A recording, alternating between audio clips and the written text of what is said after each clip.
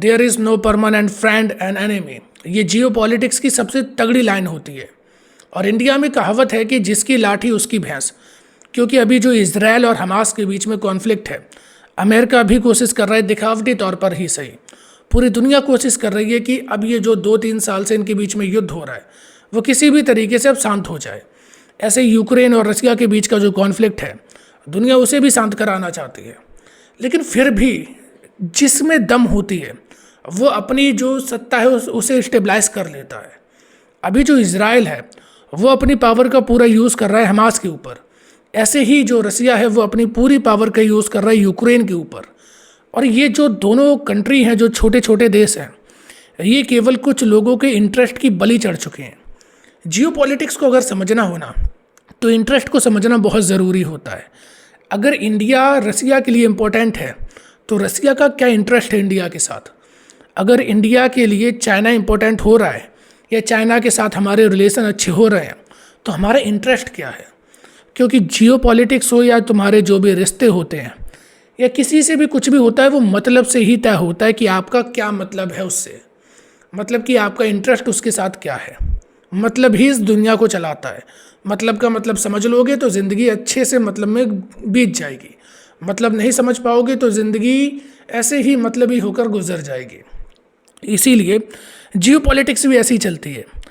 अभी अगर हम यूएस के करीब जा रहे हैं या फिर हम पहले यूएस से दूर हुए, पाकिस्तान यूएस के करीब गया, तो उसमें उनका क्या इंटरेस्ट है, यूएस का इंटरेस्ट किसके साथ अलाइन कर रहा है। क्योंकि इंडिया जो है, इंडिया चाहता है कि हम रसिया के साथ और दूसरी तरफ यूएस के साथ भी, एक तरफ वेस्टर्न कंट्रीज़ और दूसरी तरफ रसिया, हम दोनों के साथ, क्योंकि हमारे जो इंटरेस्ट हैं वो अलाइन हो रहे हैं, हमें दोनों से ही ट्रेड का फ़ायदा मिल रहा है, तो हम दोनों के साथ जाएंगे। लेकिन जब देखोगे कि यूएस जो है उसे, वो अगर देखेगा कि इंडिया के साथ अगर हमारे इंटरेस्ट अलाइन नहीं कर रहे हैं तो वो पाकिस्तान को पकड़ेगा। अब यहाँ पे भी देखना कि जो पाकिस्तान है वो चाइना के साथ भी जाता है, पाकिस्तान है वो यूएस के साथ भी जाता है, क्योंकि जो पाकिस्तान के इंटरेस्ट हैं वो दोनों के साथ में है।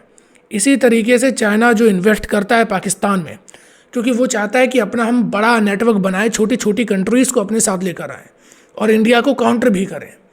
और ऐसे ही यूएस भी चाहता है कि इंडिया को काउंटर करें, क्योंकि जो पाकिस्तान है वो चाइना से पहले अमेरिका के साथ में था।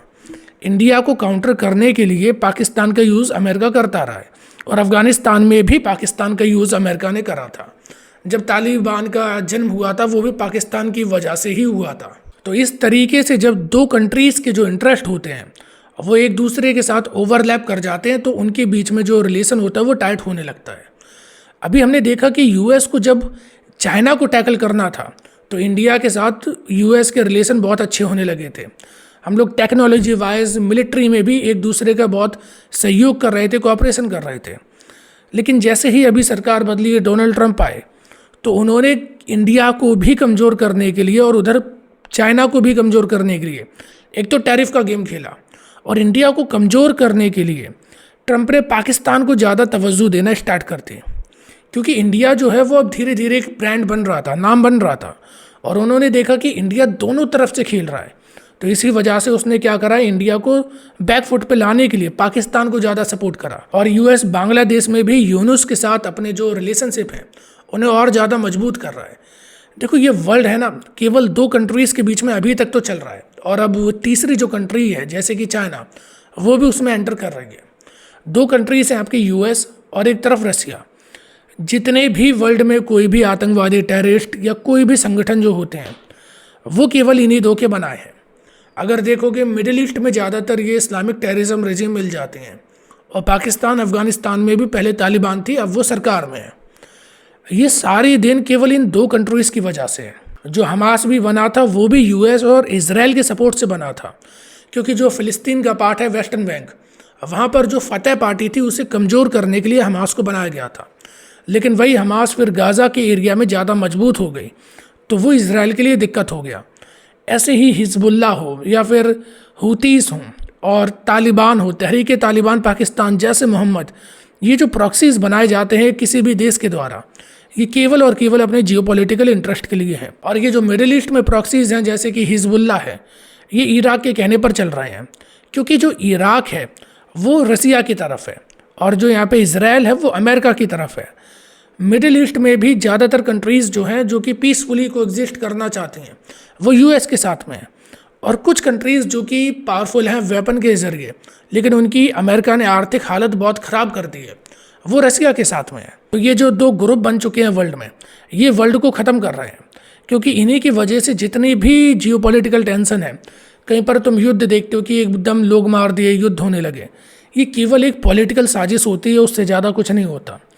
जहाँ पर भी किसी भी देश का किसी भी लीडर के साथ या किसी भी कंट्री के साथ उनका इंटरेस्ट मिल जाता है, वहीं से उनकी जुगलबंदी चलने लगती है और दूसरे को उसका खामियाजा भुगतना पड़ता है।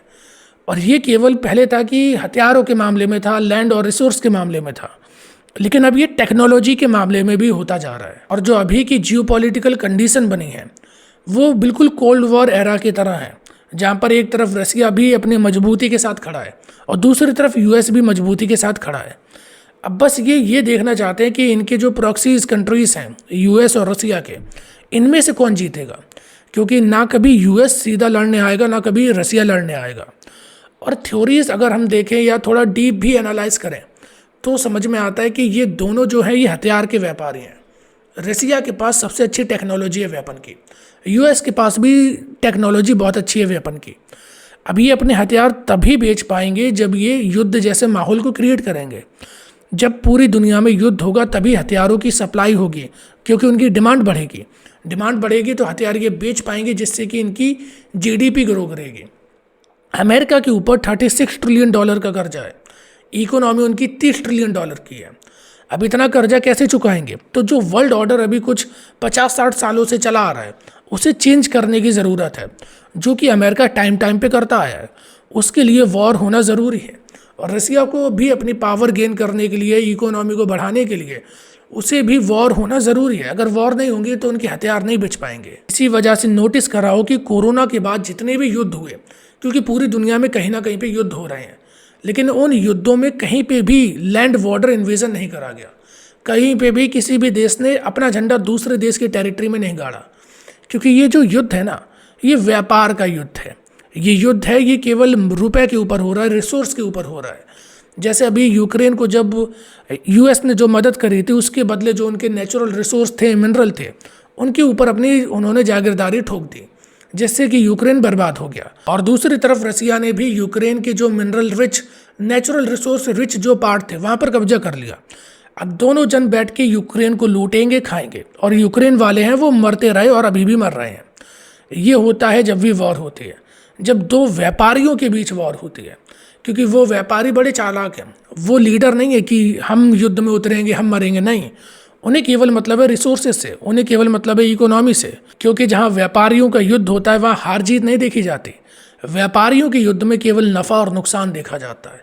फ़ायदा हो रहा हो उस काम को वो करते, चाहे वो कितना भी गलत हो। इसीलिए अभी कुछ आने वाले टाइम में और बहुत ज़्यादा ऐसी कंडीशंस क्रिएट करी जाएंगी जहाँ पर ऐसा लगेगा कि दुनिया एकदम कगार पे खड़ी हो चुकी है वर्ल्ड वॉर के, न्यूक्लियर के। लेकिन ऐसा होने वाला नहीं है, क्योंकि जो दो व्यापारी लड़ रहे हैं उन्हें पता है न्यूक्लियर वॉर से केवल नुकसान होगा, फ़ायदा नहीं होगा। अगर उन्हें फ़ायदा चाहिए तो छोटी छोटी वॉर चलना ज़रूरी है। और आज की जियोपॉलिटिक्स यहीं पे आके ख़त्म हो जाती है। पैसा फेंको, तमाशा देखो।